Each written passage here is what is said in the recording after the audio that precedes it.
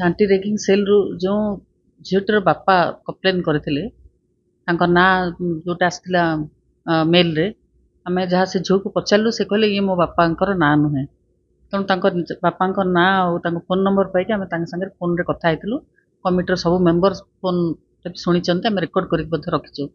से कहले मो झियो मते केबे रेगिंग विषय केबे कहेनी आ एई जो मेलटा एटा मोर मेल नुहे कि मु एटा केबे करेनी आपण एटा को एनक्वायरी करंतु एटा किए करछि आ काहे कि मो नारे से करछि आपण सेटा को इन्वेस्टिगेट करंतु बोले से हमको रिक्वेस्ट करछन तनो एटा टोटली फॉल्स एलिगेशन निश्चय में हमर जे एडिशनल एसपी आज आस्थिले कमिटी एसपी को तरफ तांको हमें कहिछु साइबर क्राइम रे एटा को हमें इन्वेस्टिगेट करा जाऊ ए नंबरटा कोठु आछि से तांकर कोन उद्देश्य कोन काहे कि एटा सेमती फॉल्स एलिगेशन मेल गोटे देछन एंटी रेगिंग सेल ना आमे तो बर्तमान कांस्टेंटली एंटी रेगिंग स्क्वाड जो गठन करा जायछि सब हॉस्टल को सरप्राइज विजिट करछन्ती